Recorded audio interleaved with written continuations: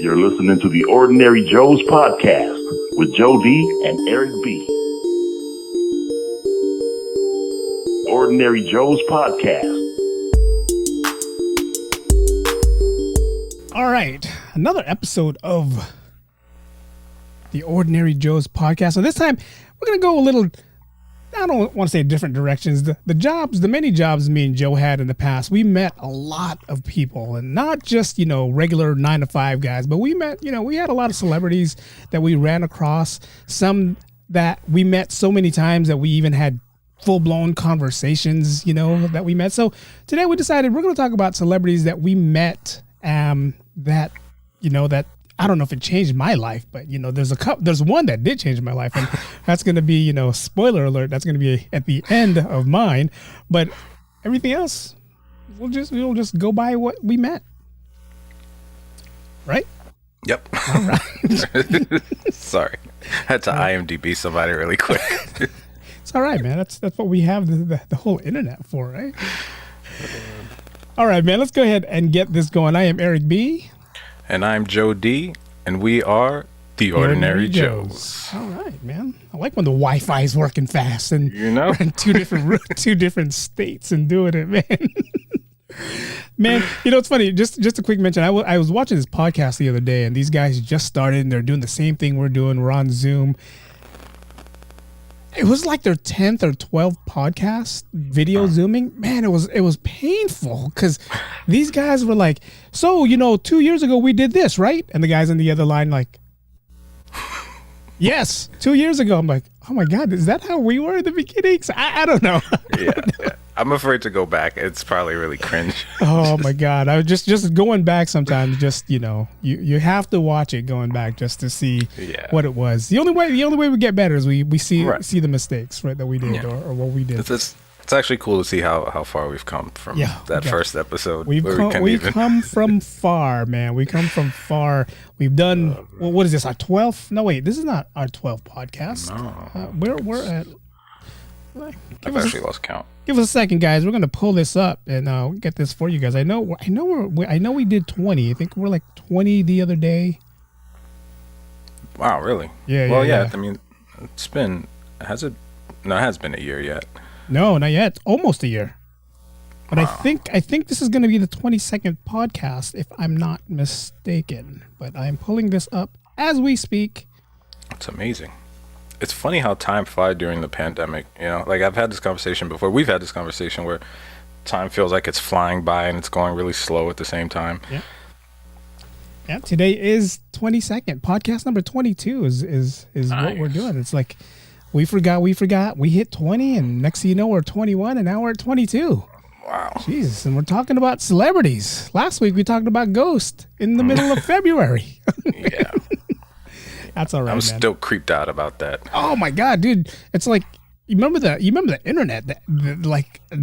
As soon as we were done talking about it, I'm explaining to my family Joe's ghost stories, and every time I'm telling him, I'm hearing like, what was that sound, guys? What's that sound, guys? Yeah, no. Yeah. And the stupid algorithms now keep with their microphones listening in. And I get all this like Annabelle and paranormal stuff on Instagram now. I'm like, great. Yeah, and I went back the very next day. I did a vlog. I went back to that spot where I heard the disembodied voice to try to see if I got the voice. And I even invited it to come over to my house. I'm like, what the hell am I doing, man? Don't come over to my house. Don't ever invite them. Don't come over to my house. Anyways, man, let's go ahead and get this one going. We were talking about famous celebrities. Joe's from New York. I know you met a lot when you were living in New York, so let's go ahead and start with you today. Yeah. Excuse me. Yeah, like I said before, when I worked in New York, I worked for FedEx, and my route or the area where I would deliver was Tribeca, which is right next to Soho. And if anyone's wondering, Tribeca means triangle below Canal Street. Soho is south of Houston, spelled Houston, but pronounced Houston. I don't know why. Nice, because the only time I hear Tribeca is when I heard Wu-Tang, so nice to know what Tribeca really is. Yeah. So now, this area, it's like kind of southern part of Manhattan. It's what they call nicknamed Little Hollywood. That's where all the like movie companies, Harvey Keitel and Robert De Niro bought up yeah, they bought up a bunch of property back in the day. It was old like factory area, and they bought up a bunch of stuff, and like Miramax and all these companies started moving in. So if you're in this area ever, if you hang out there long enough, you're bound to see, a celebrity walking around or something, So I would say the first kind of real celebrity running I had was Ed Burns, actor Ed Burns, Saving Private Ryan. Yes, he's Private Ryan, and he lived on my route. He's I believe he's married to Christy Turlington, if I'm not mistaken. Okay. And I had a package for him one day, and he was one of the few celebrities that lived on my route that would actually sign for it, that lived there, were home. He worked a lot in the city in New York. So one day he answers the door, and I'm like, oh wow, it's Ed Burns. But I learned to be professional. You don't go fanboy on him, because he can get in trouble. So being professional, and he kind of has like this sort of raspy-ish sort of voice, and he signed for the package, and he goes, hey FedEx. He's like, you like your job, right? And I'm like, yeah, it's a good job. It's pretty cool. I walk in the city, and I don't have my manager on top of me, sort of deal. And I'm like, wow, you looking for work? And he starts laughing. He's like, no, it was like his brother or his wife's brother, someone living on a sofa who needed a job. So wow. He was trying to get him a job. And I told him, I was like, yeah, it's a great job. Like I said, you kind of have freedom. You get to walk around. And I was like, in this area, you never know who you're going to meet. And so he kind of smiles, because he knows like I'm acknowledging who he is. And he goes, met anybody cool lately? And I was like, nobody worth mentioning. So needless to say, he laughed. He was able to take a joke. And then maybe a few weeks later, I actually saw him again at another stop, where one of the offices where a lot of people receive their scripts. A lot of actors receive their scripts, and they go over there to pick them up. And so he happened to be in there. We both got in the elevator together, and it's like middle of the summer. He's wearing a trench coat, he's got a baseball cap and shades. Yeah. And I look at him. He's like, "Hey, FedEx, how you doing?" FedEx, I was like, "Hey, what's up, name? Burns?" He's like, "How do you like my disguise?" He's like, "I don't want to be seen." I'm like, "It's terrible." He's like, "What?" I'm like, "You got a trench coat that has like you're begging TMZ to come here and take pictures of you." He's like, "I'm gonna stop talking to you, FedEx." I love how he just gives you the nickname FedEx. Yeah, that was my name for about 5 years.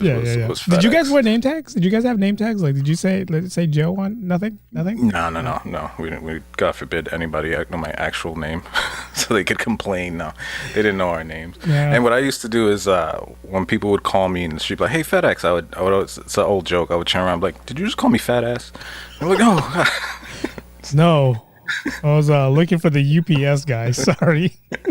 I would even do that sometimes when I would ring like a bell to be let in. They're like, "Who is it?" I'm like, "Fat ass." I'm like, they'll buzz me. "Come on up." And they're like, "Did he say fat ass or FedEx? What did he say?" It's very immature. No. Hey, you know what? You got to have fun, though, right, man? You're doing this Seriously. 8 hours a day, and it's like you got to have fun. So it's funny because getting off the story, what you just said was, even actors has deadbeat family members that, it's like if a guy's sleeping on your couch and he's trying to get him a job and he's an actor, it's like, look, man, I can't get him as an extra. Yeah. Let me get him a job at FedEx and see what he can do, That's exactly what it was. And what's cool about him, I would see him a lot, actually. Yeah. And he has at the time, his daughter was, I don't know, maybe about 4 or 5 years old. And I would see him sometimes picking her up or taking her to school, nice. Being just a typical dad, had her on his shoulders, just playing and stuff. So that was cool to see. Like, you really do, after a while, you see so many celebrities, you realize they're just, regular people like us. Exactly what they are, man. That's cool, man. I like that story. I like the story because it's like there was some validation on what actors really, it's like we think of them when we see them, and I'm one of those guys that I fanboy out right away. Like, oh my God, look at, check it out. Like whenever we go to Disneyland and we hear rumors like, hey, Tom Cruise is walking around Disneyland, we're like, all right, guys, look for a guy that's a little bit shorter than me. He probably has sunglasses. I fanboy out just a little too much. So, you gotta learn how to Does you may know better than me? Does someone like Tom Cruise have to wait online at Disneyland, or does he just skip the line? So the way that works, and I'm not veering off the topic, but if you're a celebrity, you go to Disneyland and say, "Hey, I'm bringing my family with me." This is what Beyonce and Jay-Z did. It just happens to be one of the times that we were in Disneyland. Oh. So the Disneyland cast member brings them at all the popular locations, all the popular rides, right? Oh, okay. So you already know it's them because you see, a cast member dressed in the whole, Disneyland outfit, and they're like, okay, who are these people that they're bringing around, right? Yeah. And if you can tell, hey, that's Beyonce and Jay-Z, one, they'll have bodyguards. That's number two. Two, the Disneyland cast make sure that, hey, you guys can't bother these guys because they're here with their family, and they get front of the line for everything, if Jay-Z said like, hey, we want to get on Small World wait is like 40 minutes. No, they get front of the line. Nice. That's just the perks if you're a celebrity, and hey, if you're a celebrity and you're spending more than what it costs a regular person to go into Disneyland, give me front of the line. I would definitely want front of the line. That must be some awesome Disney magic going with Jay-Z and Beyonce. Jesus. I mean, there was so many times that we're hearing rumors. You look at Instagram, you're like, someone's here. And like, where is he? We're all looking all over the place. And it's like, oh, there he is. Cool. Never mind. Yeah. All right, man. Mine's going to go back to when I was a fitness trainer. So when I was a trainer, again, they gave me, for some reason, the trainers that I worked with, even though we're all money hungry, they didn't want to train certain people, right? And I'm like, all right, well, give me whoever these guys don't want to train. So I had this guy named Brian Foster, alias, of course. Uh-huh. And he's like, hey, you're going to be training Brian Foster today. He's in town for the next 3 weeks. He's going to be doing a movie here, and nobody wants to train him, so you're stuck with him. I'm like, all right. Okay. Give it to me. So I come to work. I'm doing my normal thing. It's 24-hour fitness. I think it's the one on it was on Folsom and 3rd, I believe, is where I met him first. And then this big taller white guy walks in. He looks so grungy. He looks dirty, and I'm like, God, I hope this is not Brian Foster, right? He takes his hat off and his hair just drops down, and I'm looking at him and I'm like, are you Brian Foster? And he goes, yes, I am. Energy like up the ass, right? I'm like, he's giving me more energy, and I'm like, all right. So do you want me to call you Brian, or should we call you Brandon? It was Brendan Fraser. He was doing George of the Jungle, or George of the Jungle 2. He's filming it here in San Francisco. Yeah. How tall is he? He's pretty tall. Yeah, he's pretty tall. He's like 6 foot compared to me. He's like 6 foot. So. But everybody who's taller than me is 6 foot tall. So, yeah. Excuse me. So first couple like minutes, I'm like freaking out because this is Brendan Fraser, right? And this was before The Mummy, so he wasn't really mummy status yet. I think he already did Encino Man. Okay. He did those movies, and we're like, who the hell is this Brendan Fraser guy, right? Yeah. Was he in that movie with Pauly Shore? Yes, Encino Man. Biodome, right? Oh, that's Encino Man. Encino Man. Yeah, he was Encino Man. Him and Sean Austin was in that movie also, right? Yeah. So I didn't know who the hell he was. I mean, like those weren't the kind of movies that I watched. So I treated him just like a regular client, And then like I would say like after day 3, he's like, look, Eric, man, do you know who I am? I'm like, yeah, dude, you're Brendan Fraser. He goes, why are you not treating me the way all these... And I honestly told him, I was like, dude, honestly, man, I'm not a big fan of Pauly Shore. I didn't watch Encino Man. I didn't watch Biodome. I didn't watch any of that stuff. Yeah. Then he's like, he had this look of disappointment, and I was like, great, this guy's gonna this guy's gonna fire me tomorrow. I'm not gonna see him again. And then I'm like, fuck, all right. And I had him 3 days a week for 3 weeks, right? So I think it was like, let's say it was a Monday, Wednesday, Friday that I had him training with me. The next day, the next time that I'm training him, he gives me a box. And I'm like, oh, okay. We're not allowed to take presents from you. He's like, no, these aren't presents. These are loaners. And it was a box of DVDs, and it was all his movies. And he was like, you were going to watch each and every one of these, and we are going to discuss this on Friday. And I'm like... He said he gave you homework? Yeah, and I was like, really? He's like, and then he was hinting the movie The Mummy was coming out because he's like, dude, I got this cool project that I'm working on, and if I get things right, you need to know me, you need to know how I act, so that way, if the movie bombs, you know that it wasn't my fault. I'm like, all right, man. All right. So yeah. Ego trip much? Yeah. So I ended up watching it. Encino Man was okay. Biodome was okay. But again, Pauly Shore wasn't like my biggest, person in the world that I like watching. But what ended up happening was me and him got really cool that he would give me presents all the time. He's like, he gave me an Oakley backpack. And back then, this Oakley backpack was like a backpack that everybody was like after, right? Mm-hmm. He gives it to me. It has patches on it. Like it has an Australian patch and has something patching on already. And he's like, hey, dude, I'm done with this bag. Do you want it? And I'm like, dude, this bag just came out. And he's like, for you guys, it just came out. I've had this for 3 months or, 6 months. And I already been to Australia. I've been to Korea. Oh, yeah, it was Korea. And then it was like a Himalayan flag or one of those flags from out in that area. And I'm like, wow. I was like, you're letting me have this? He's like, dude, I get so many things that I still have the bag. The only thing, it's a bright yellow Oakley backpack that, it's I'm not here. Trying really hard not to get robbed in the city. And if I wear something bright and yellow, but no, it was cool that he actually thought about me. He let me have that. And when we were done training and I was done training him, we kind of kept in touch for a little bit. It's like I would get a text and it would be a different number and it'll say, hey, dude, are you busy? And then I'm like, who the hell is this number? And then he'll reply back with, you're probably wondering who this is because I have a different number. And then he'll tell me, hey, it's BF, or he's like, you have a quick time to do a quick, session real quick. And that I already knew he meant he wanted to work out real quick, which I was like, all right. Yeah. All right. That's cool. Oh man, that's pretty awesome. Now, when he would contact you like that, would you guys do it just privately or you would do it at the gym? Well, since he wasn't working out at the gym anymore, I would have to do it private. So I'd have to go there. I'd have to go to a gym and, it was 24 Hour Fitness. I would have to go to one of those 24 Hour Fitness and I would have him as my guest. And illegally, you can't work out as a private trainer at a public gym like 24 Hour Fitness. So him and I would just work out together. I would like, all right, dude, I can't do this. So this is what we're going to have to do. So I would do a set. Of course, my set will be lighter than his set.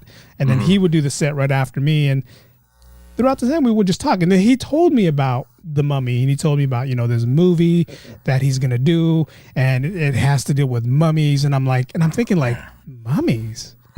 He's like, no, nothing like the mummies like we're used to. This guy's career is going nowhere. And I'm like, dude, you just did George of the Jungle. Come on, man. You really want to do some mummy stuff? But no, then after he blew up with The Mummy, it was kind of like, I didn't really hear from him. And of course, he has different numbers. So when I try to text one number, like, hey, dude, great movie. It's like, sitting there like, okay. Got the bounce back. Crickets. It's like you get that little red dot that says that this text didn't go through. Yeah. So yeah, man. No, it was cool. It was cool. He was one of the, I guess, genuine guy for a lot of people who wonder. He's a genuine guy. He's a cool guy. Has a lot of stories. I mean, if I can get this guy on our podcast, we would have to do a 5-parter with so many stories that he has, and just the story that he had about Pauly Shore and how he Pauly Shore was this kind of person, and he says he's the reason why Pauly Shore shaved his head. Or cut his hair off. I'm like, no, it's not. So yeah, there's a story behind that I'll let Brendan Fraser tell the story. But no, yeah, one of the coolest guys, man. It's one of those guys where it's like, if I saw him now and he recognized me, I guarantee he'll drop whatever he's doing and start talking to me if he recognizes me. So it's the biggest. Oh man, that's really awesome. Just to see how down to earth he was. And I think what I take away from that, and I think from my story too, is that when you treat them like they're just a regular person, I think they kind of warm up to you a little more, you know, because I can't imagine what it's like to be a celebrity. You're wondering if someone's taking pictures, especially nowadays with social media. So you can't trust anyone. You're working out, sweating, not at your best. You don't need somebody, sending secret videos of you huffing and puffing. So that's pretty cool. For you guys watching on YouTube, I just put or listening and not watching on YouTube, I just put my camera up to make it look like I was a cell phone paparazzi while you're doing your little workout. But yeah, it was cool, man. It was a cool experience, and I kind of feel bad for his first career because he hasn't really done anything, but he's been quiet.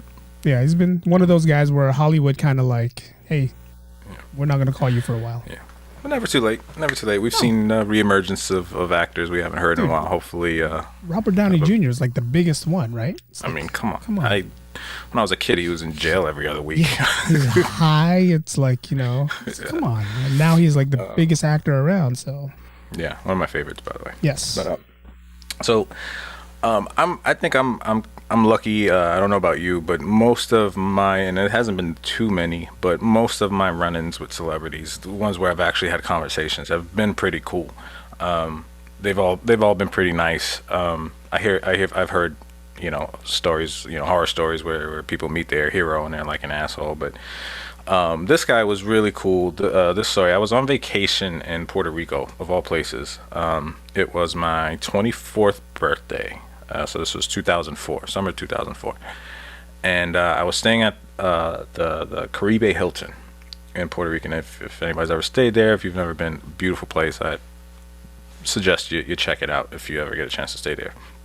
But anyway, this place had had the pool and then like kind of a little private beach area separate from all the other resorts. So I'm headed towards the beach this morning. This was the day of my birthday, and I was going to the beach, and headed to the beach and trying to figure out what I'm going to do for my birthday for the rest of the day. But started everything off at the beach, and I'm walking down the little trail, and go to grab my towels and stuff, the complimentary towels, and I hear this guy start calling me. He's like, senor, right? And I turn around, and this is a tall black dude, right? I mean, he's like, I don't know, 6'3", 6'4", and I'm like looking around, I'm like, is he talking to me? Like, Senor. And then he starts pointing at me. He's like, senor, and then he's like kind of waving me over. So I go over to him, and he's like, I have a favor to do for you. That's what he said, and I was like, okay.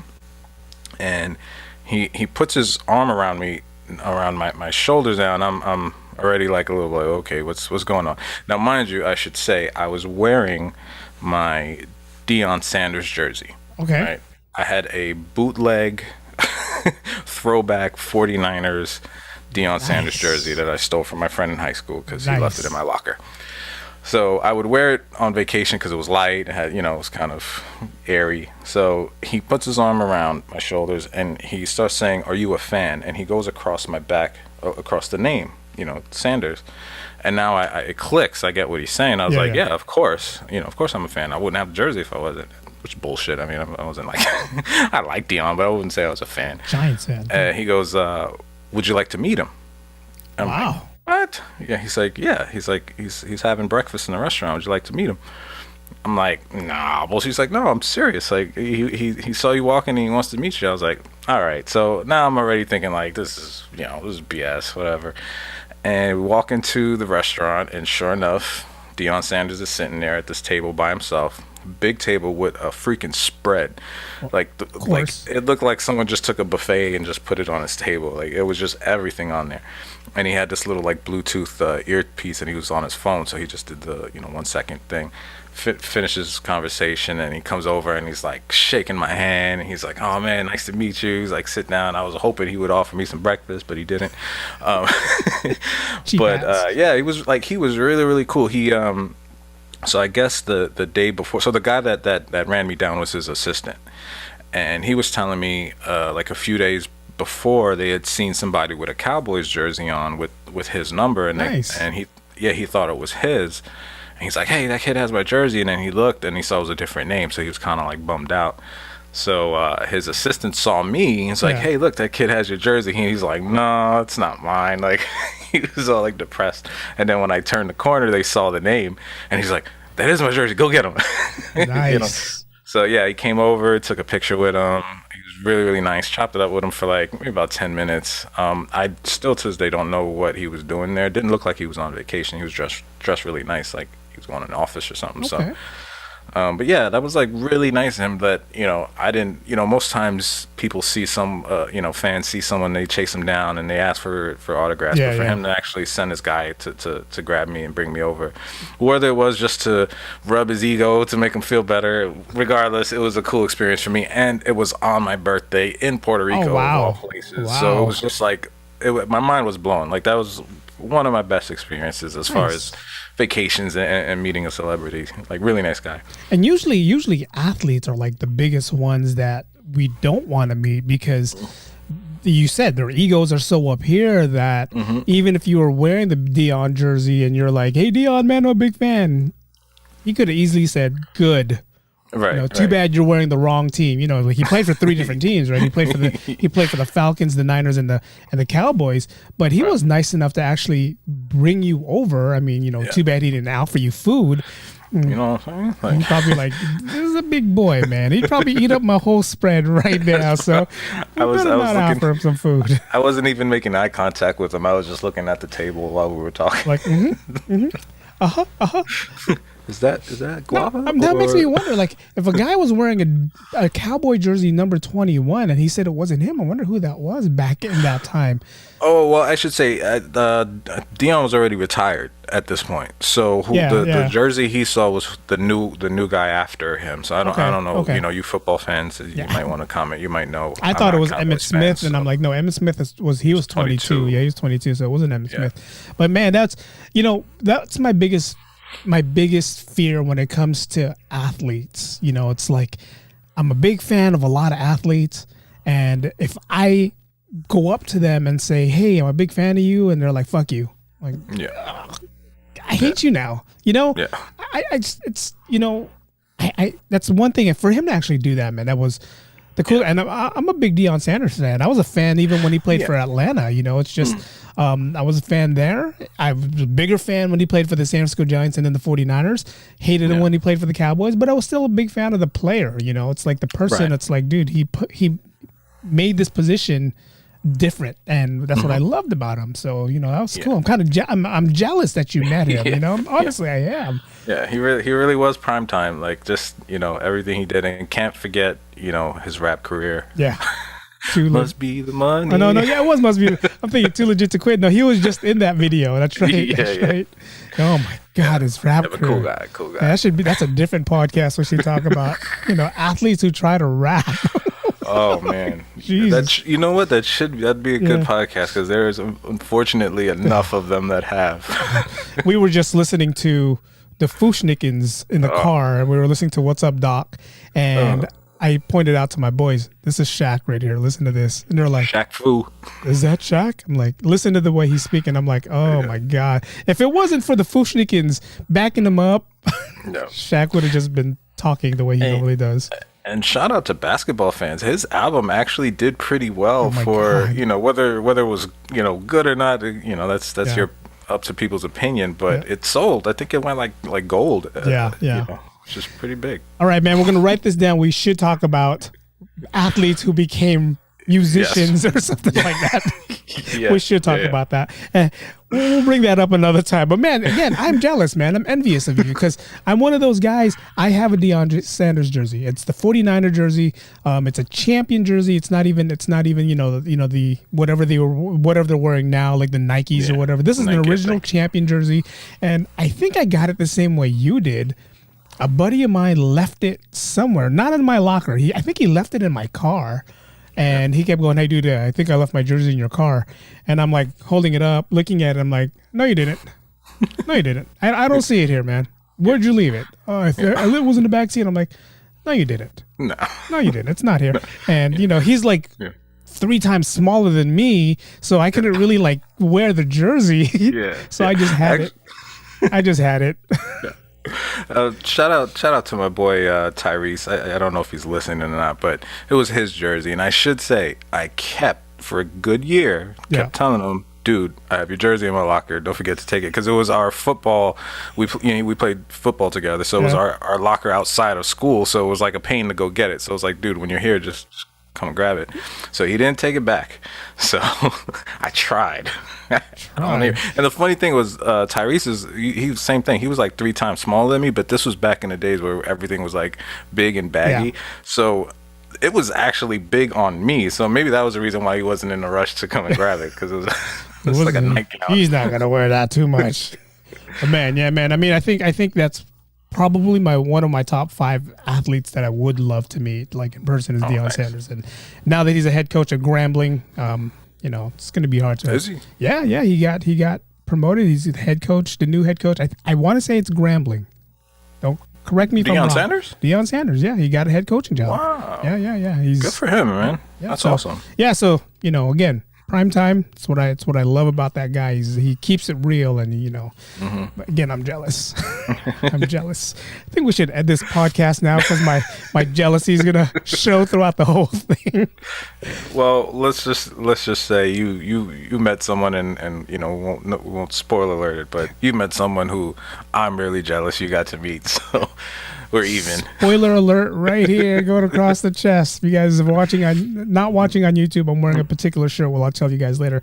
My next one is kind of like your story with your Puerto Rico story.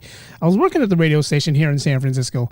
Nothing big. I was just like one of those guys that, like, back then we used to use, like, they used to call them carts, but they look like 8-track tapes, and that's how they used to do the records or the music back then. So I was one of those guys in the beginning that would take the carts that the DJs just got done using, and I would put them away, and pretty much I was like a roadie, an intern, but I was getting paid to be there. So 1993, the movie Poetic Justice just came out. Great movie. Tupac Shakur, everyone was like, Tupac can't act, and it was kind of Janet Jackson's first major acting career after, like, Good Times and the TV stuff that she did. Yeah. So it was kind of like testing these two, right? So the radio station was like doing this whole promo, Poetic Justice, like, well, win tickets to watch Poetic Justice, this Friday. So I'm like, all right, whatever. And there was a rumor going around that actors from Poetic Justice is going to show up and, do a plug. So I'm thinking, okay, it's going to be Chicago, the guy that played Chicago in the movie, his friend. I don't remember the actor. Yeah, I don't remember his name either. And then I think it was Regina King was her friend, wasn't it? Was it Regina King? She was. So everyone thought it was going to be those two, because they were like the 2 non-actors, right? They're like, the 2 non-big celebrities, right? So yeah. Every day at a certain time, I would do a lunch run. And this day, I'm doing a sandwich run, right? I'm like doing sandwiches. And we had 2 studios. We had a Studio A, that's where the main DJ was hanging out, and that's where he did all his radio stuff. Then we had Studio B, that's where everybody cut their little projects, their little promos, if you hear the radio stations, like, Wild 107, that's the studio that they do all that stuff in, right? Okay. So I'm like, I want to do that just once in my life. If anyone needs a drop, I'm down for it. Me too. I know how to do it. Trust me. I'll just send it to you. Don't even, you know what? I'll just send it to you. Don't even ask me. Here it goes right now. Just do all the stations in the Bay Area and just send them all out. Oh my God. So I'm going, like, in each studio. I started with Studio A, and the DJ at the time was like, yeah, I want this, I want that. So I make my way to the office, sales office, and you're asking them, and they're like, hey, don't forget Studio B, because there's a couple people in there that might want some sandwiches. So I'm like, all right, cool, whatever, don't care. I'm thinking it's us radio people that's in there, right? The people that works at the station. I walk in and I bust the door open, like I'm like, oh, I'm gonna bust the door open, like, show them who the fuck I am, right? Bust the door open. I'm like, hey, which bitches you guys want some sandwiches today? Sitting on the chair like this, like he just didn't give a fuck. The lady was sitting in front of the mic, getting ready to do a mic drop, just looks at me like, who the fuck is this? And I'm like, oh shit, it's Tupac and Janet Jackson. And then our radio manager, I forget what their name was. He was the manager of the station. Looks at me, and he's looking at me like, "The fuck are you doing, man? Don't you know who the fuck this is?" He's giving me that look, right? I already know, like, I'm not coming back tomorrow, man. I wonder if KMEL is hiring. That's pretty much the look that I had, right? Right. And then Tupac goes, where you going to get some sandwiches at? I go, around the corner. He goes, at Tony's? I go, yes. He goes, man, that deli has been here. He gave me the history of this deli. Oh, nice. He goes, who makes your sandwiches? I go, Oscar. He goes, you gotta have Oscar. I mean, he was telling me the shit that I'm like, yeah. What? That's I'm like, what? cool. Then I go, would you like a sandwich? He goes, yeah. And he told me exactly what I want. Dude, and I still remember from this day on. And it's kind of funny because everyone knows there's a stereotype where black people don't like mayo, right? There's this big stereotype, right? He wanted a pastrami on a Dutch crunch with lettuce, tomato, and extra mayo. And when I'm writing it down, I'm writing extra. And when he said mayo, I kind of like stop writing and I look at him. I'm like, he goes, yeah, motherfucker, I eat mayo. And then he goes off a story on why he likes mayo only on pastrami sandwiches. I'm not kidding. He's like, I only like it on pastrami sandwiches because it brings out the flavor, and with the sweet peppers and the pickles and all that stuff, because the mayo kind of blends it all. And I'm like, wow. Hey, man after my own heart. Wow. And there's a science to sandwiches, people. Yes. And then I'm like, okay, I'll get that for you. So then I look at Miss Jackson. I go, Miss Jackson. I go, big fan. You know, you're not supposed to say that. You're not supposed to acknowledge him, but I'm like, big fan. I apologize for busting in here the way I did. I go, I didn't think that you guys were here doing this today. I thought you guys would be here tomorrow. Can I get you something? Then she said, a sparkling water and, maybe some chips if they have it. I was like, sure. What kind of chips would you like? I'm thinking she's going to get like some light whatever. She's like, do they get the big cans of Pringles? The big red cans of Pringles? I'm like, I think they do. And then Tupac goes, what if they don't? He goes, because I know Tony's. He probably has the small cans. And I'm like, I'll get 2 of them. And she goes, well, if they have Pringles, that's all I want is Pringles. So I look at my program director. That's the name of it, the program director. I look at him. I'm like, can I get you a sandwich? He goes, I'm going to get one exactly like Tupac's because that sounded so good. Yeah. And then Tupac looks at him. He's like, man, you got to be original. You got to be original. He goes, I'll let you slide this one time to get the same sandwich as me. But next time, you got to be original, man. Come up with your own stuff. So I run to the store. I'm telling him all this stuff. And Tupac tells me to tell Oscar. He says, what's up, right? And I go, hey, Tupac is up there. And he tells me to say what's up to you. He goes, oh, my God. He goes, tell him when he's done to come down here because there's a story I need to tell him. Like some other story that has to deal with something else. And I'm like, okay. Yeah. Like, all right, I'll let him know. So I come up, bring the sandwiches. I was like, hey, man, I told Oscar you said what's up. And he says you have to come down there because something about a Jaguar and a cutlass. He goes, that motherfucker still has my cutlass. That's what it is. Then he goes like this. That's where it's been this whole time. He has my cutlass. He forgot who had his cutlass. He went when he did Poetic Justice. No, he did a tour with Digital Underground, right? And then he did Poetic Justice. He left his car with someone because he couldn't have it anywhere else, and he forgot who he left it with, and he left it with Oscar, nice. Oscar, the deli guy. We were just like, wow, who the hell is this Oscar guy? Yeah. Come to find out, Oscar grew up with Tupac in Marin, when Tupac was born in Marin. They were like neighbors with each other. They were like Tony, the dad, owned a sandwich shop out there before he moved out to San Francisco and created their sandwich. No, I mean it was a good deli. It was just a liquor store. That's all it was. Yeah. It was a liquor store, but they were known for their sandwiches. But yeah, man, meeting Tupac and having that little quick conversation with Janet Jackson was like the thing. And they were able to autograph, like, it was a Poetic Justice photo. I think it was like when they were at the picnic, the family picnic that they were in. It was a picture of that, and it just says, to Eric, thanks for getting me some sandwiches. Nice. Yes, I love mayo. And then Janet Jackson's like, to Eric, he goes, thank you for everything, Janet Jackson, a.k.a. Penny. And I'm like, that's Penny. That's freaking awesome, dude. I mean, talk about being jealous. You got signatures. I mean, that's like 2 of the most iconic music figures of Yes. the 80s and 90s, the late 80s. Yes. That's freaking awesome, man. Rest in And peace, Tupac, man. But yeah, rest no, in peace, it Tupac. was cool. And it just like, he comes out with these albums and he's like, everyone's like, oh, Tupac is too thuggish. I didn't see that in him at all. Like, it's like I didn't see that in him at all. I'm like, wow, this is like a genuine guy talking to me about why mayo is good with. I can't eat a pastrami sandwich right now without having mayo on it, and I have to do it. And I order my pastrami sandwiches the way he likes it. It's like tomatoes, sweet peppers, mayo, and onions. That's it. Nothing else. Yeah. So I'm like, wow, Tupac got me eating sandwiches. Yeah, that's freaking awesome, man. Like, I talk about being jealous, because that's one person I don't know. Like, I always tell myself, most of the instances when we've met celebrities, we've kind of been in a professional setting, so you can't really fan out like you want to. But that reminds me of a story when I actually had the opportunity to meet someone that I was a fan of, and I wasn't working. I was a kid, and this story you might want to send your kids out of the room. But so I was in high school. Actually, I forget how old I was. I want to say maybe about 14, 15 years old, 94, 95. And, no, actually, sorry. It was 96. Okay. I only know this because I was cutting school. Oh, God. Joe. And I didn't start cutting school till junior year.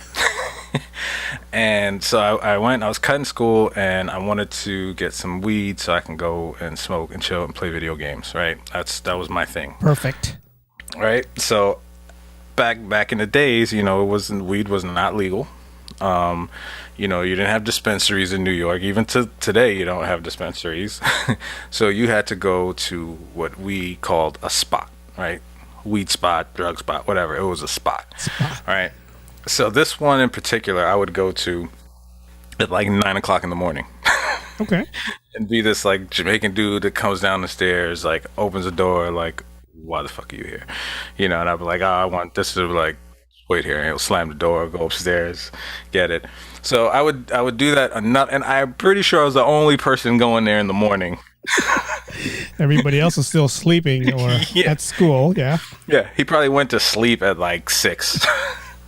So this particular morning, it was a little later. I waited to the afternoon to kind of scoot out, probably about like 10 o'clock. And I had to pass the weed spot before I went home. And so I stopped there and knock on the door, and the same dude comes out. And if you grew up in Staten Island in the 90s, if I tell you Victory Boulevard, you know what I'm talking about. You probably know what I'm talking about. Wow. And so he comes downstairs, and he gives me this look, and he's just like, it's not ready yet. Come upstairs. So I'm like, okay. I'm like, all right, I think I ticked them off this time. So he goes. So, because I was a kid, I was buying like nickel bags and dime bags, and this guy's selling pounds. So he's like, I gotta go break up a little for this kid. So I go inside, and he's like, go sit down. And I look in the living room, and to my surprise, sitting there is Inspector Deck. And for those of you who don't know who Inspector Deck is, he is a member of Wu-Tang. Nice. And he, especially at that time, was my favorite member of Wu-Tang. Like, lyrically, he's ridiculous. So I'm like, holy shit, that's Inspector. Like, and I'm going crazy, but I still knew, like, I gotta keep it cool. Gotta keep it cool. I'm in the weed spot. I can't be fanboying. So I sit down next to him, and he's playing Madden. Right? John Madden football on PlayStation. And he's doing a season. Like, he had his season saved on there. I guess he hung out there a lot, enough that he had his own season saved, right? So he's playing, and he looks at me. He's like, you want to play? I was like, yeah, sure. So I pick up the other controller, and I hop on as the computer, Yeah. And so we start playing, and I start busting his ass, because at that time, well, not anymore, but at that time, I couldn't be messed with in Madden.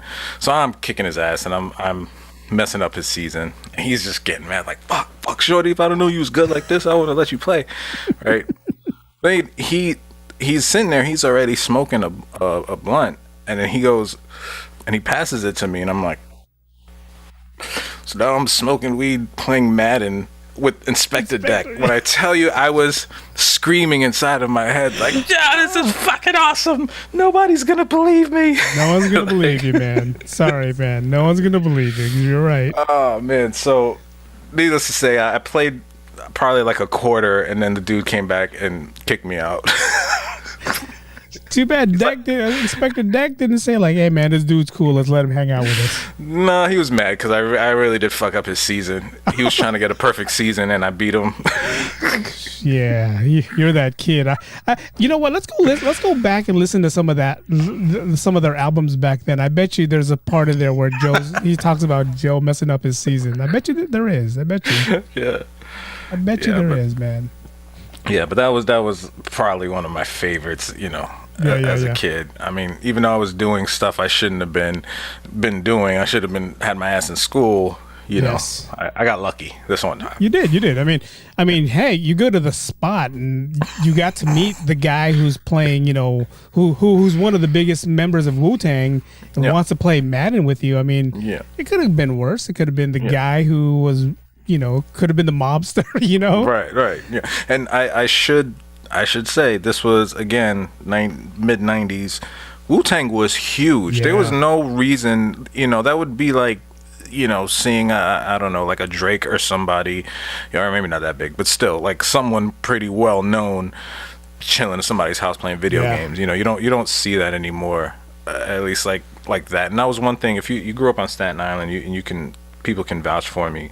Almost all the members of Wu-Tang were really cool and down to earth. If you lived on Staten Island during that time, chances are you saw them somewhere in a store, barbershop, mostly. They were just real, all cool, down to earth guys that grew up in Brooklyn and Staten Island and never really left. I mean, you can still go and see, a lot of those guys still there. So cool. Man, cool. I mean, again, dude, just meeting somebody and just not expecting to meet them and being able to sit there and play video games and smoke with him. It's like, dude, come on. And you're right. Like, I bet you went home, you told all your friends, and they're like, Joe. Mm-hmm. Yeah. Mm-hmm. Yeah. Yep, you're right. They're like, right, where's the weed at? Yeah, where's the weed? I smoked it. Yeah. Smoked it. Sure. Yeah, you were there. Yeah, me and Busta Rhymes, we were hanging out during lunch today too, and he kicked me out after he did his woo-ha thing and told me to get the fuck out. Right? It's like, no, but that's cool, man. That's cool. I mean, just again, these unexpected people that we meet that we weren't trying to meet, but then you're like, part of him was cool because he let you play, let you smoke. The other part was like, man, I should have just let him beat me. Yeah. Maybe I would have been able to stay. Did that go through your head when you left? Did you think about that? Afterwards, I was like, damn, because I'm like, either they wouldn't let me chill or maybe I could have got an autograph or something, but I think I just annoyed both of them. So they both were like, all right, get the fuck out of here. Well, the weed guy you annoyed because you got there at 9 o'clock in the morning when he was probably just going to bed. Mr. Inspector, Inspector X? Inspector Deck. Sorry, Inspector Deck. Yeah. My Wu-Tang knowledge is a little harsh here. It's forgiven. It's like 50 of them. So he's like, wait, which one was he? He's probably like, this motherfucker messed up my season, man. Which team was he? Who was he? Was he the Giants? No. He was actually playing. He was using the Eagles, and I think I was. What year? 97, maybe like. Was it still McNabb? Was McNabb? It might have been McNabb. I feel like it was early McNabb. Okay. And I had I think I had like the Colts, and I just demolished him. Adrian James with the Colts. Was he Colts back then? Wow, man. Yeah. I mean, that's that's kind of cool. I mean, to actually sit there and just play video games with someone is like, it's a cool thing. Yeah, just being in a like normal set, like it was just like hanging out with one of my friends. He was older than me, obviously, but just sitting there playing and laughing. I mean, he took it in stride. He was joking with me, but he was still like, fuck. I could tell he was pretty annoyed. That would have been funny if you just sat there and like, so this is what's gonna happen, son. We're gonna play. We're gonna go walk around, son. Hey, can I use that in one of your? Yeah. Like, nah, get the fuck out of here. Get the fuck out of here, man. Get out. Get out. My story, one of mine is kind of cool. We're going to go back to Hawaii, right? Not a big story in Hawaii. I mean, not a big. To me, I didn't know who the hell this guy was when I first moved to Hawaii. I worked at a Starbucks. I did a couple things at Starbucks, and there was this Asian guy that would walk in every Friday, and he'd say hi to everybody, and I'm like, yeah, hey, Mister, and then the manager goes, oh, this is Eric. He's from the mainland. He just got here. He goes, hey, if you need him to work on your yard, he'll be more than happy to do it. Then I'm looking at my manager. I'm like, the fuck you doing, man? What the fuck my work on his yard for? And then he goes, he walks up to me. He goes, hey, you free later on this afternoon to just help me move some stuff? He goes, I pay. He goes, I pay with money and I pay with food, And I'm like, got me at food. Yeah. Got me food. So I'm walking, after work, I'm, walking over there because I didn't get my bike yet, right? Because back then everyone rode a bike or a scooter. But I'm walking over there. He lived in a nice neighborhood part of Hawaii. I want to say it was like the Ewa Beach side of Hawaii. Nice neighborhood, a lot of good family members there. I'm walking up to his house. I'm like, okay, I guess this is his house. And then I'm like ready to knock on the door, and I'm hearing like nice Hawaiian music in the background, right? And I'm like, oh, this is cool. Beautiful girl opens the door, right? And it's one of the daughters, and I'm like, Charlie told me to come help on the yard. Then she goes, oh, okay, hold on.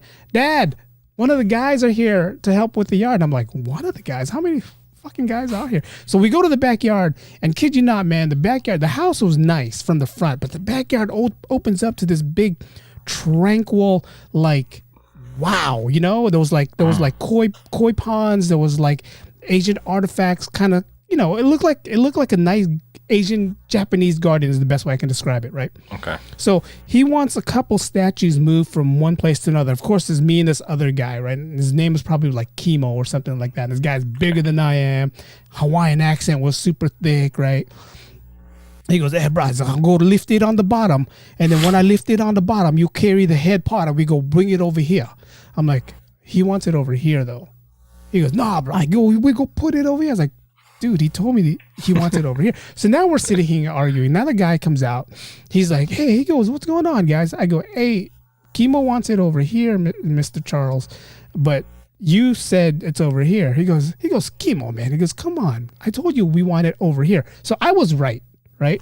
So we move it to where he wants it. And then Chemo goes, hey, brother, he goes, fuck you calling him Charles for? And I'm like, he told me his name was Charles.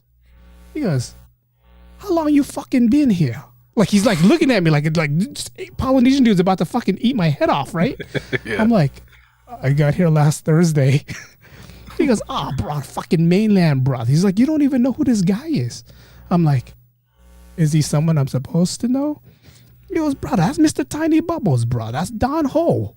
I'm like, oh, no way. Don Ho, Tiny Bubbles, Don Ho. He goes, bro, that's Don Ho. And I'm like, I did not recognize him. I mean, like, this guy looked like an Asian dude with a hat on, regular Hawaiian, motif clothing. I'm like, and I forgot that Don Ho was Chinese because his whole family was like half Asian and something like that. And I'm like, oh my God, this is fucking Don Ho. That's freaking awesome. This is Don Ho. So like, we get everything moved. We get everything. Now I'm starstruck. And I'm like, fuck, this is Don Ho, right? Like, God, I don't know any other songs but Tiny Bubbles, but I remember seeing him on Sanford and Son, and, I like this guy. So then he's looking at me, he's like, so, he goes, Patrick says you just came here from, the mainland. I'm like, yes, dude, I'm like a little kid who does not know how to answer. Then he goes, oh, Chemo told you who I am. I go, yes. He goes, the people like you, and I thought he was going to bitch at me. I thought I was going to, that's like, oh, fuck you already. Because he goes, people like you are the most perfect kind of people who I can invite over my house. He goes, I can trust you. You don't know who I am. He goes, that's why I invited you over. He goes, Patrick knows who I am. Patrick wants to come over and he wants to do one of my daughters. That's why he's never invited over. He had like 5 daughters, right? He goes like, so Patrick's never invited over because he's always trying to look at one of my daughters. I'm like, and I'm like this, yes. Man, I would tell you not, man. I did not realize Don Ho was the most nicest guy in Hawaii. And like, I came back 3 or 4 more times after that to help him move a couple more things, and I offered myself to him. I was like, hey, Mr. Charles, if you need anything, he goes, you don't have to call me that anymore. I was like, well, you know what? Here, I'll call you Mr. Ho. He goes, don't even say that. Yeah. Don't call me Mr. Ho. He goes, come on, man. I have 5 kids. What do you think? He goes, call me Don. I was like, okay, Don, if you ever need me again, I'll be more than happy to come help you and move stuff around. He goes, I'm at Starbucks every Friday. He goes, if I need something, I'll let you know. We usually don't do things till Saturday. So I'm like, all right, cool. And then that same week, that following Sunday, he has a little gig that he had to do. And one of his bodyguards weren't able to be there. So he just asked me, he's like, hey, do me a favor, just come out to the Waikiki Shell, which is by the beach. It's this nice big amphitheater. He goes, when I get on stage, you're going to stand on one side of the stage. Kimo's going to stand on the other side of the stage. You're just going to make sure nobody just runs on the stage. He goes, that's so cool. I said, okay. And he goes, I'll pay you. Don't worry. I had that look like, he goes, I'll pay you. Don't worry. But it was cool because, he was one of those guys where every time he came into Starbucks, hey, brother Eric, what's going on? I was like, hey, Mr. Charles. Then he gives me this look like, motherfucker, still calling me Charles. I told you. Well, when I was at Starbucks, I didn't know I worked at a Starbucks where it was a lot of business people that it was like kind of like a downtown area. And there was also some tourists that was there. And he would come in there dressed, with a hat, not wearing an Aloha shirt. I didn't know who didn't know who he was. And I didn't want to be that guy like, hey, Mr. Dono, what's going on? And they're like, and he was like fragile at the time already. He wasn't like, young anymore. Yeah. But it was cool because I was just like, God, this guy's just walking around Hawaii like just the regular person, Yeah. So and then to be at his home and to be welcomed into his home and like to be on stage with them. I mean, that's pretty cool. The stage part was kind of weird because it's like I didn't know who the handlers were, who the stage people were. Okay. So like when people are walking up the stairs, I'm like, and he goes, "No, dude, I work here." And I'm like, okay, okay. Like you're tackling everybody. Exactly. Kimo's I'm looking down the stage on the other side. Kimo's just over there like, hell, it's my favorite song right here. And I'm sitting here like, no, you can't get on. No, you can't get on. So, yeah, it was one of those things where it's like, man, once in a lifetime thing. And, when he passed away, I was kind of like, oh my God, Dono passed away. And it's like, it's like his daughters didn't know who the hell I was. So when I try to reach out to the family, they're like, oh, Kimo was the only one that moved things for us. I was like, no, I was the other guy. It's funny that like, this point of his career and being in Hawaii where everything's pretty much chill, he's like actually worried about someone storming the stage. Yeah. Well, there was like maybe like 30 people that was there on stage, and they were probably like in their 50s or 60s. But those are the ones you got to worry about. Those are the ones that the ones that they still throw their granny panties up on the stage. Yeah. But they're the ones that'll probably run out there and Dono, I remember you. They slingshot it upstage. Like, oh God, hit me in the eyebrow. I was like, oh man, so that's freaking cool. I'm glad that you told that story because when I was making my list, I had this feeling of like, damn, I am forgetting someone. I know I'm forgetting someone, and when you talk about going to his home, that was it for me. It triggered it, and I'm like, oh God, again, amazing experience. So my boy Evan, shout out Ev, Woken Up Woke podcast. We went to Chicago. I think it was like, I want to say 2009, maybe 10, around that time. I could be wrong. And we taking a road trip from New York to Chicago, 10-hour drive. Rented a Cadillac, right? Just having a blast. We go to Chicago and we want to visit his cousin. And I'm not going to mention any names, but at the time, his cousin was married to Bernie Mac's daughter, the actor, comedian Bernie Mac, wow. Rest in peace. Yeah, so we went to Chicago. Had a blast, by the way. Chicago's a great city if you've never been. It was cold as fuck. We went close to winter, but still had a really awesome time. And this was around the time, and this might actually, might be able to figure out what year it is from this. It was when Felix Trinidad was fighting Fernando Vargas. This was a big boxing match. Yep. And that fight was that weekend, and Evan's cousin was like, hey, if you guys want to come over to the house, I'll talk to Dad and we can watch the fight. And we're like, awesome, cool. So that was a plan. I did not realize when he said Dad, he meant his father-in-law. He meant Bernie Mac. Wow. So we go to Bernie Mac's house, which is I forget what part of Chicago, but it was like the rich part of Chicago, the suburbs. And I mean, beautiful home. You pull up, he had like 3 or 4 like luxury cars and Mercedes, all this beautiful vehicles. I mean, amazing property. And so we get to the house, and he wasn't home. His daughter was there, really sweet girl. She gave us a tour of the house. She shows us part of the house. I'm like, man, that was really nice. She's like, well, that was the West Wing. We're like, Jesus, West Wing. There's more. She's like, this is like our side, and then there's my dad and my mom's side. And so they show us the house, and then at some point, her mom and Mr. Mac, Bernie Mac, they come home. He had he had finished filming Mr. 3000, and I believe it was when he had the Bernie Mac show, so he was kind of in between. He was getting ready to go back to LA because he was back and forth from Chicago to LA. And so he comes home, and Ev's cousin's like, hey Dad, this is my cousin Ev, you remember him from the wedding? And this is his boy Joe, they're visiting from New York. So he's like, oh, y'all from New York, right? So he goes and he shakes Evan's hand and kind of gives him like the side hug, and then he starts to frisk him at his pockets. And he's like, come here, I don't trust you motherfuckers from New York. So from what you see on TV and movies, that's pretty close to how he is. He is hilarious. He's on point. And so he proceeds to give us like the cool part of the tour, and it's kind of his personal area. He takes us like downstairs to his man cave. He has like this personal movie theater with like maybe like 2 rows of like these big luxury plush seats. At the time, he had like the Xbox and PlayStation, whichever the new ones were. Yeah.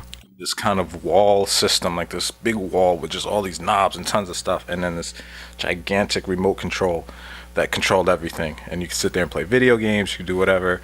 And he had like a bunch of his movie memorabilia, and he's showing us all the stuff, pool table. Just a dream of a man cave. Like you don't have to be a celebrity to like freaking love this thing. And then there's this kind of room in the corner we see, and he takes us there. I thought we were gonna watch the fight on the big screen. And he's like, no, we're gonna go over here to my area. And we go into this room, small room, like maybe two little sofas. Turns out this room though was his cigar room. So the whole wall was pretty much just a humidor, just shelves with cigars. And I'm like, oh my God, that's freaking awesome. So he's like, you guys smoke? And I'm like, no, I don't. That'd be a waste. I don't want to waste shit. Like every last one of those things looked expensive. I was like, you got some Swisher Sweets or something? I'll smoke that. I don't want to waste any good stuff. And then he has a fridge, and he opens the fridge, and it was all MGD, Miller Genuine Draft. That was his beer of choice. It looked like the Dre and Snoop video back in the days when they opened the fridge with all the 40s. It looked like that. It was just a bunch of that. And he gives us all beers, and we're watching the fight. And he hung out with us for maybe about half of the fight, but he was really, really tired. He was exhausted, and he had a lot to do. So he left us and went to bed, and we watched the rest of the fight. But it was freaking awesome. I spilled the beer on the sofa. I'm like, oh my God, I just spilled beer on Bernie Mac's bed.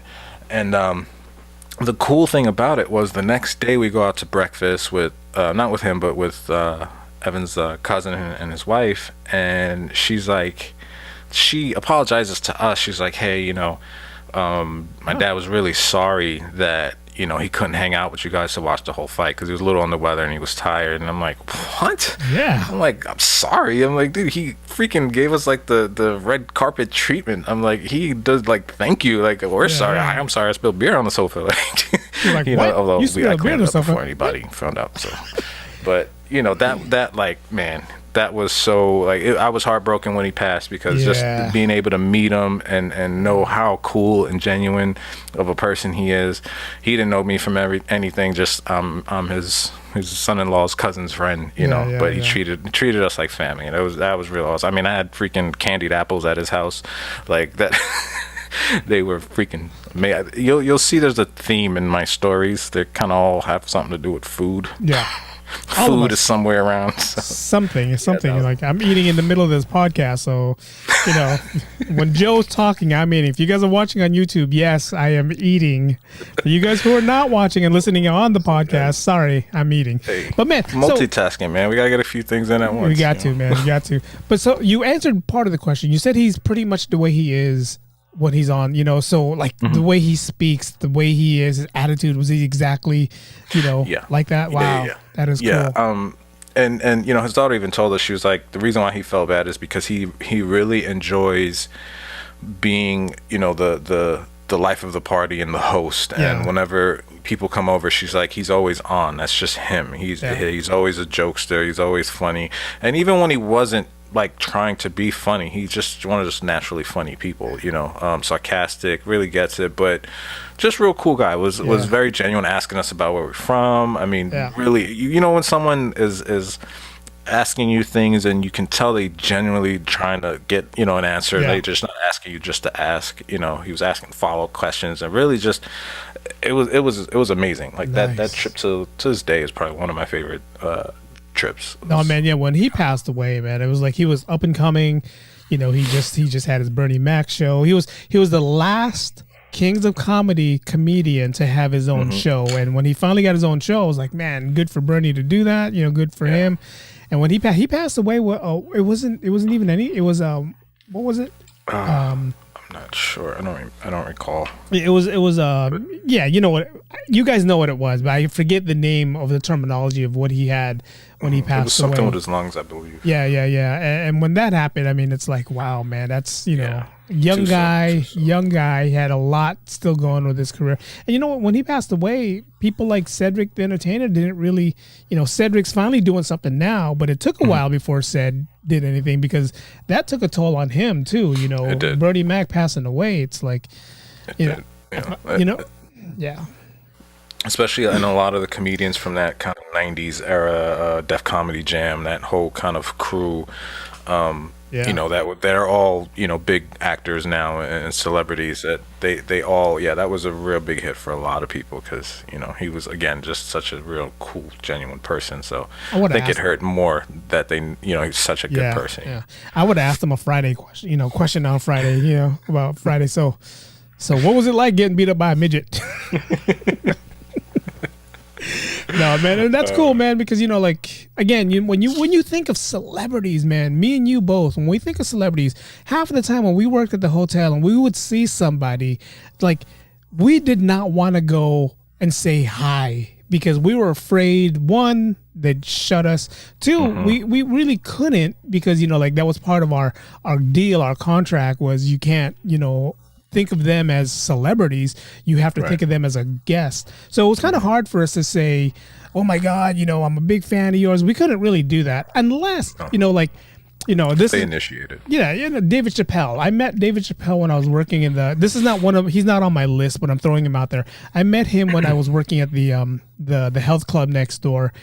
Me and David Chappelle kicked it. So he invited me to one of his rooms. I made it to a 4-season room before I even worked at Four Seasons, right? That's cool. He invited me there, and we were like, dude, we had a lot in common. His son said I remind him of his uncle, because David Chappelle's married to a Filipina. So her brothers, I guess, I reminded them, bald-headed Filipino, so I was like, wow, we have a lot in common. And one of the times that I invited him over to come over to the house is like, hey, dude, we got Filipino food. We're going to watch the Pacquiao fight. You want to come over? Come over. I threw it out there. He never came over, but, just that genuine guy that he is. And when I started working at the hotel, the same thing, genuine guy. He would sit there. He would spend 5 minutes to speak with you. And then he'd go by his business. He's not one of these actors who's like, I know I'm big and you're not. I'm not going to talk to you. Yeah. And that's what I hated about some of the stuff that we worked in the hotel. Some of the people that did come in and out there, from athletes to actors that some of them did speak to us, and some of them they're like, you're just the help. There's no reason for me to speak to you. So exactly, kind of sucks. Man. Kind of they tend to ruin it for a lot of the others. But they also make it easier to hold back when you see celebrities because you're like, I don't know if this guy's an asshole, so I don't even want to get disappointed. I like your movies, so let's leave it at that. Let's leave it at that. Yeah. I'm gonna end it, man. I'm gonna end it with this, man. This is gonna be my last one, and this is kind of a story of its own. Joe already knows the story. Joe knows the story. Joe just happened not to be there. This weekend comes. We had Kristen Stewart that was there. We had Bon Jovi that was there, and we had a famous singer that was there. If you guys are watching this on YouTube, you already know who I'm talking about because I'm wearing a big Purple Rain shirt, Prince and the Revolution. So everybody knows. Back then, he's still not even called Prince. Did he go back to Prince? Is he back to Prince before he passed away? That might have been right when he had just made the switch back to it. So it was kind of that limbo where you didn't know what to call him. Yeah. He was like the male symbol or whatever symbol, and he was like the artist northern. Yeah. So we all know he's coming in. There's these things in the hotel that they tell you like these guys are coming in. So it's like, okay, certain people want to be seen by the people, the regular people. He's one of them that didn't want to be seen. I just so happened to be working that night when, I don't know if he did a show, if he did a cameo, but he did something. Was that like maybe Outside Lands? Or there was something going on in the city. I think. I forgot some sort of like show or something. I forgot what it was. Yeah, because we had Bon Jovi that was there. Bon Jovi was there. Evanescence, so that other group was there. I don't remember the group. Evanescence or something. Whatever. That's how much we don't know them because I don't even know their name. Anyways, so like, okay, so he's taking the secret elevator that he has to go through because he doesn't want to see the crowd. So I escort him down to his limo. Limo swoops him in. I'm like, oh my God, I just met Prince. I'm thinking, wow, I just met Prince. This is cool. That's not even the Prince story, right? That's not even the story. Midnight comes. Everyone's starting to roll back. You see Bon Jovi starting to roll back. Evanescence starts to roll back in. Even Kristen Stewart, for some reason, starts to roll back in. I don't know why she was there, but she was there. And maybe like close to 1 o'clock, you see a limo pull in, and then I'm getting a call from the front desk. Hey, the artist is here. We need to escort him in through the back elevators. I'm thinking it's like 2 o'clock in the morning. There's nobody already. It's like, okay, so we'll still do that. So I get that duty. I get him on the elevator, get him up to his room, and his security guards are all there waiting outside his room. And then like, boom, he's in his room. He's good to go. Not even 5 minutes later, he's taking the guest elevators down. Him and this girl are like walking down the porte cochere side. And I'm like, didn't we just take him up the secret elevator? What the hell is he doing running around? 2 or 3 o'clock in the morning, right? So before this even happened, the guy at base told us a story that a few years ago, he was staying at a different hotel. I'm not sure which one it was.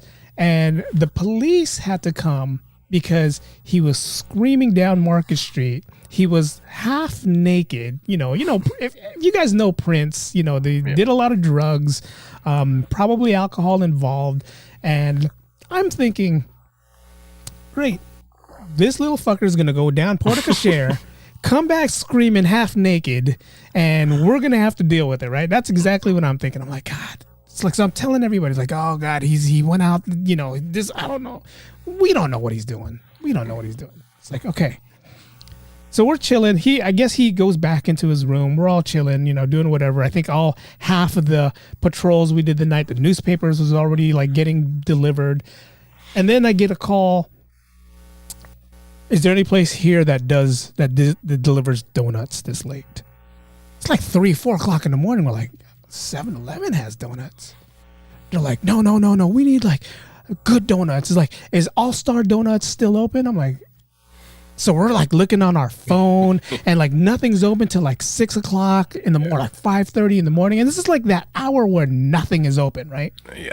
So then I find this donut shop open over like on 3rd Street. If, they want some donuts, we can go there or we can, get some donuts there. So we're trying to figure, okay, let's call the house car because we had a house car, right? Right. Of course, the house driver is not picking up. It's like 3 o'clock in the morning. Yeah. So they're like, stops at 11. hey man, Prince wants donuts. I'm like, shit, there's no donuts. What are you going to do? So like, we're all thinking, okay. And then one of the guys, I forget who the other guy was. He's like, well, I'm not going to put him in my car. My car's, messy. And they're like, well, Eric, why don't you take the town car and, we'll go drive. You can drive the town car and we can get him to get some donuts. I'm like, all right, if I have to do that, that's what I'll do. Sure enough, the person who's supposed to be driving the town car has the keys to the town car. So now we can't take the town car because he has the keys. I'm like, well, now what do we do? So I'm like, all right, well, you guys figure something out. They're like, well, you got to drive him. I'm like, I'm not driving Prince. I drive an FJ Cruiser. It's like, where am I going to take him? I'm not taking him to take donuts. yeah. And I'm just like, he's like, dude, he wants his donuts. What do we do? I'm like, fuck, I don't know. And this is before Grubhub. This is before Uber Eats. So he couldn't really order anything. So I come down. I was like, fuck, all right, we'll do it. I'll do it. Bring my car. Can't say no. Can't say no. Yeah. You can't. Hotel, you can't say no. You got to find out how. Even if it's 4 a.m. So I walk over, get my car. We put it on PocketCast. Him and this girl jumps in the backseat of the car. I'm driving down to this spot to get donuts. And they're talking, and I'm just hearing giggling, and I'm hearing like, I'm trying not to look. I want to conversate with these guys, but I can't, right? And then he's like, was the donut place any good that we're going to? And I'm like, I believe so.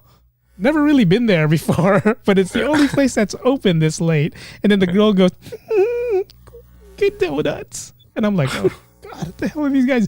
You can tell they were on something. Something. So he gives me money. He gives me like $100. He goes, okay, can you get 2 dozens of assorted donuts and maybe like I need 3 old fashions. I'm like, okay. So I go there, do that, get the thing. I have the money. I am handing him the money, while I'm back in the car. The donuts are sitting in the front seat with me. I'm handing him the money. He's just looking at me like, all right, let's go back. I'm in the middle of the worst part of San Francisco here, okay? Yeah. I'm in Hunters Point neighborhood at an All-Star Donuts that's open 24 hours. God. And I have Prince in the backseat of my FJ Cruiser.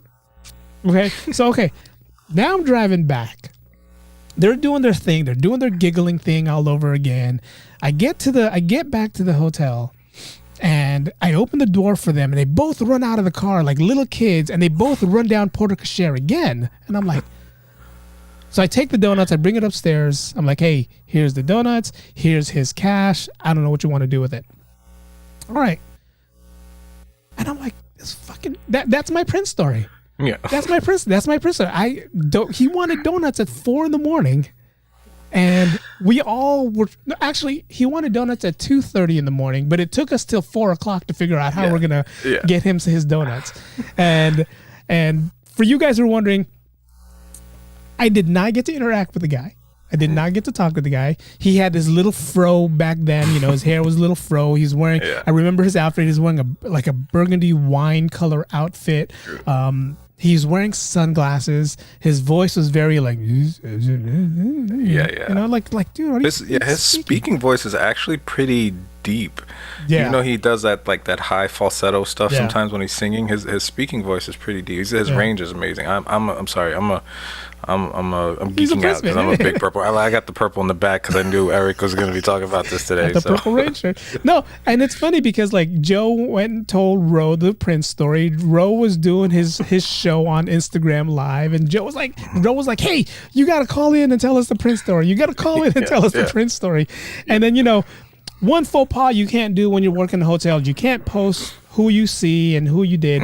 And that night I made the biggest mistake in my life, which was kind of a game changer. So I kind of fuck Prince, but it was my fault. I posted, and this is what I posted. And it's funny because I didn't even say the name. I didn't say anything. I just said, man, when it comes to donuts, the artist is very much a diva. That's all I posted. I didn't say the name of the hotel. I didn't say this, but everybody below that started saying, Prince is at the hotel? Is Prince staying there? So, and they were saying the name of the hotel in these comments. So, you had that one person that works in the hotel. All of a sudden, HR's calling me, and I'm like, I can't deny it. But you know what? it was good that it happened, because if it didn't happen, honestly, like, no offense to you, Joe, I'd probably still be at the hotel, not knowing that there's other things that I could do outside of the hotel, because this kind of woke me up. Like, one, you don't post shit on social media when they tell you not to, because they told you not to. That, you know, lesson learned there. You know, it was my fault that I did that. And then two, Prince is a diva when it comes to his donuts, man. Yeah, you can't mess. You know, when he passed away, I am not kidding you, man. When he passed away, I went out to that donut shop and I bought 24 assorted donuts with 3 old fashioned in honor of Prince. I did. I'm not kidding. I'm going to look for it on my social media, because I know I posted it and I said, "This is honor you, Prince." And only me and him and, you know, some other people. Whoever that girl was. I don't even know who that girl was, man. I honestly don't know who she was. Yeah. You know, it's like, you know, we don't know if, like, was Prince, you know, was he bisexual? Was he gay? We don't know what he was. I don't know. I don't think he... I think that was the whole purpose of the symbol was just him not really wanting necessarily a label on himself. Yeah. So, but yeah, I mean, you really want to talk about jealous, man. That Prince is my favorite artist of all time. I mean, he was my favorite halftime performance. We spoke about that in a Super Bowl episode. I mean, that just... I can go on and on about Prince and just his talent and the skills and just how amazing of a person he is. So shout out to Prince. Rest in peace. Rest in peace. This is one thing. I'm gonna play this real quick, because, you know, YouTube kind of kills us. But this is, every time I hear this song, it just gives me chills. That's all I'm gonna play. But every time I hear that song, man, it's like, one, it's like, fuck you. But two, it's like, thank you, Prince. No, it was a cool experience. It was like a story that I can tell. I went home that night and I told my kids, Prince sat where you're sitting right now. And they're like, Prince who? I said, Prince. Prince of England? No, Prince. Prince, man. Prince. Go to your room. Prince. The artist, Prince. Because that's your music, Dad. That's your old fashioned music. But yeah, man, it was nice. It was nice to meet him again. Lesson learned from what happened with that whole situation. Yeah. But I wouldn't be where I am right now, and I wouldn't have the career that I have right now if it wasn't for that situation. Yeah. So would I go back and not post it? Probably not. I'd probably still go ahead and post what I did, just because it will put me where I'm at right now. So you know, it's a good thing. Like, you went through a lot, but you came out on the other side way better for it. So you know, I'm happy for you. I'm proud of you, man. I'm glad it all worked out.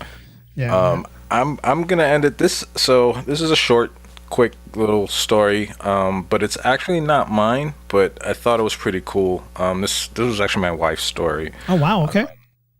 Yeah, she my wife is like yourself. She's a big Disney fan, like huge Disney fan. So much so that I think in her 20s she decided to go to the Disney College in Orlando, their culinary thing. It was like a 6-month thing. Well, that right there just puts her a bigger fan than I am. yeah. Especially because she went there specifically so she can go to the parks. Yeah. Because they get, like, I guess they can go for free as students or whatever. Wow, that's so cool. Right. Yeah. She probably, you guys, next time you see her, you know, pick her brain about it, because she had a lot of cool experiences there, behind the scenes stuff, and that's, I think, why her knowledge for Disney is so, you know, big. Nice. But while she was in school, they had a visitor from Robin Williams, right? They had a visit from Robin Williams. Nice. Excuse me. I don't know exactly why he was there at the school, but he was getting a tour of the facility and he's looking at stuff, and just like you know, the hotel and other jobs we had, they came and told everybody, warned them, don't, you know, go fan crazy over him, don't ask him for autographs, don't, like, so everyone was like even afraid to acknowledge that he was there. They just acted like he was a regular person, and so they're giving him the tour and he's meeting people and, you know, walking around the place, and everybody's just being real professional about it. And so I guess after the tour, he's in the office or wherever with the woman doing the tour, and he kind of seems like a little down, like, you know, and he's like, you know, I'm a little disappointed that, like, you know, nobody knows who I am. Like, he was, you know, expecting to get that celebrity love, and just was kind of bummed out, and like, I guess she could tell he was really kind of like upset about it, so she tells him, like, no, like, no, don't feel bad, like, don't be offended, we just grilled them not to ask you for autographs or come up to you and speak to you and any of that stuff. So he's like, oh, okay, like he understood. So I guess he comes back another time, but this time he comes in and he's wearing a trench coat. And my wife said he proceeds like to go up to people that like the students that started working there, and he would open his jacket and he had pictures, signed autographed pictures of himself. He's like giving them to people, and I'm like, oh man, that is freaking awesome. Like if you know Robin Williams, if you grew up watching his shows and movies and the stand up, like he's an amazing guy. And just to hear a cool story like that, you know, he's all the stories you hear, he's always joking with people and making them laugh, and I'm like, that's freaking awesome. That's totally like, I could picture him doing that. You know, again, quick story, but I was like, nice. That's a nice one. I want to let everybody hear that one. Nice. You know, it's funny. Robin Williams grew up in the Bay Area, and before he passed away, before he even moved to Marin, he would always hang out at this one place on Clement Street called Toy Boat. It was like an ice cream parlor, and during the high school times, I would go to Toy Boat because one of my friends worked there, and she would give me free ice cream, and it was gelato ice cream at that too, right? And there was a few times, not taken away from your story, but there was a few times that I would see him there with his daughter, but I'd never approached him. I never, you know, he was just, dude, he's there with his family. His daughter's riding on one of those mechanical horses. His wife was sitting there. But it was just to see a guy like Robin Williams, like you just said, nice guy, one of the nicest guy you probably would meet, just be regular, just to be a dad at that one moment. We know Robin Williams as, you know, Mork and Mindy, Mrs. Doubtfire. So we see that character in him. But when you see him genuine the way he was, you know, like I would say, like I saw him like 3 or 4 times in that same place, in, you know, period of like 3 years. I was just like, man, this is a cool guy. Not once did I come up to him and say, you know, hey, I'm a big fan of yours. But it's funny because you mentioned he had that sad look, because every time I was there, I would purposely sit where I can just see him but not stare at him, right? Yeah. He would always look like, why isn't nobody coming up to me? Right. You know? Nobody loves me. Nobody knows who I am. But man, that was a cool story, man. And I definitely want to pick her ear like this. Like, you know, wow, you know, working at Orlando Disneyland, man. That's, you know, or going to school there, man. That's and again, I mean, I heard that story. I thought it was a great story because, you know, like you were saying, he's from San Francisco, and then, you know, he's kind of how Jerry Seinfeld is in New York, right? Jerry Seinfeld is a New Yorker. You will see him on the subway. You'll see him in restaurants. You'll see him, and from people that have lived in, you know, San Francisco way longer than I have, I've always heard stories like that. Like, oh yeah, I saw him in a coffee shop. I saw him in a restaurant, and he's just a regular San Franciscan, and you know, that's just, and he's, I mean, such a huge artist, actor, comedian. So just to see them being like just down to earth regular people, it's refreshing. Yeah. And you know, again, rest in peace. Yeah, rest in peace, man. Half the people that we talked about are either, you know, gone or not here. But man, unfortunately, cool thing though, man. It's like, you know, you and I together, again, we met so many different people, from the hotel, from when I worked at the health club, to just you doing your FedEx route. And to be able to share this experience with each other and to everyone who listens and watches the podcast, man, it's like, we have more. I mean, I have more. I have a whole list. I did a list on Facebook one time where I wrote down, I think, 20 or 30 people, and you had to try to figure out who was that person I didn't meet. And it's funny because nobody got it. You know, nobody got it. I told my kids, I gave them the first 5, and they're like, oh, yeah, it was that guy. I'm like, how do you know? It's like, because you tell us everybody you meet. Yeah, well, you tell us. We would have heard that story a million times. Times. Hey, but that's what we do, man. It's like, you know, it's what we do. It's like, you know, I hate telling the Prince story because of the outcome of the Prince story. But then, you know, years later, I can laugh at it because it's like, you know, and then for someone to say, dude, Prince sat in your car, you know, in your car. And then, like, it's funny because one of the guards that day, when that whole thing was happening, they're like, dude, what are you gonna do? You're like, are you gonna lock him in your car? You know, you're going to Hunters Point, man. That's like, you know, it's a bad neighborhood this time of night. What are you gonna do? Your windows aren't tinted. What are you gonna do? And I'm like, dude, I drive an FJ.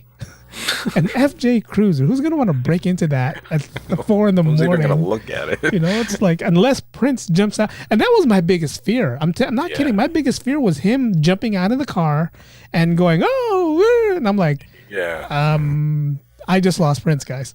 Yeah, because then all of a sudden the streets will be full with people at that point. Oh, yeah. Even though there's no one there at the time. As soon as he steps out. Yeah.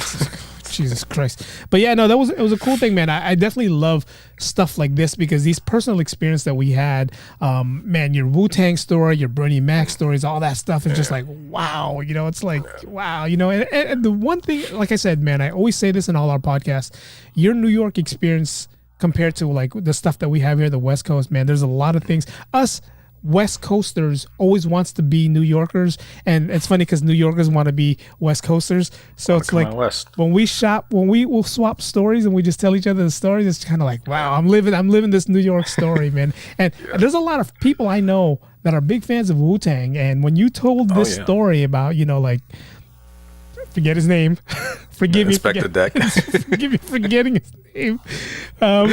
You know, why couldn't it have been Busta Rhymes, man? Yeah. Couldn't have been Busta Rhymes. I did mean Method Man, but that was just really quick in passing. Oh, man, Method Man. That's again. I was cutting school. Yeah, different spot this time, Joe. Yeah. He's at a different spot this time. No, actually, I just left the spot. I think he was going to it. But seriously, I think that's what he was doing. That's cool. That's a cool life experience, man. It's like you see Wu-Tang and you're just like, hey, it's Method Man. Yeah, it's Method. We see Method Man. We're like, oh shit, it's Method Man. Yeah. You know, it's like that's how it is. You know, and that's what made me such a big fan of them because this was like when they were at their height. You know, like they were huge in Europe, and they had made it over to Japan. They're still big in Japan. They probably tour more there than they do out here, and yet you still see them hanging out in the barbershop, getting a slice of pizza, like. Just regular guys. They're just regular guys. Exactly what we want to see and those are the celebrities. And you know, if you walk up to Method Man and tell him like, "Hey, dude, you know, I'm such a big fan of you," he'll probably be like, "For what? You know, I just put things that I like to do. I just put music out." Those are the kind of celebrities that I like. The kinds that are humble. The kinds that will stop and take a photo with you, stop and maybe talk story with you. You know, I mean, it's like, dude, those are the kinds that I like. The ones like we mentioned before, like Good. You know, Glad, you know, like fuck you, get away. Those are the ones that I was like, man, you know, there's so many times that I wanted to walk up to somebody and say, dude, I'm a big fan of yours, but I don't want them to snub me. Then all of a sudden I'm not a big fan of them anymore. So, you know. Yep. Yeah. Unfortunately, I mean, I won't say his name, but I did see a celebrity snub someone once on my route, and I was just kind of like, I'm not too big fan of that guy anymore. So, you know, I'm a big Barry Bonds fan. I saw him at a mall one day, and he was, for some reason, doing something with one of his cell phones, and he went to one of those cell phone stores, and I wanted to walk up to him and be like, yo, dude, I'm a big fan of yours, right? Somebody beat me to it, and he did the whole get away from me kind of thing.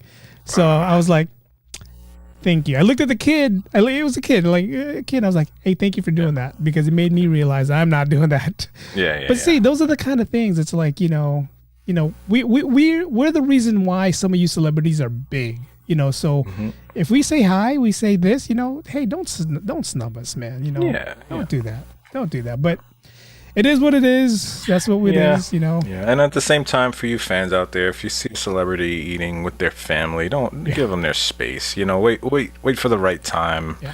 And if you don't get a right time, screw it. You saw 'em. You know, so you guys are lucky that you guys have cell phones that you can discreetly try to take out and take a photo, you know, not being so obvious.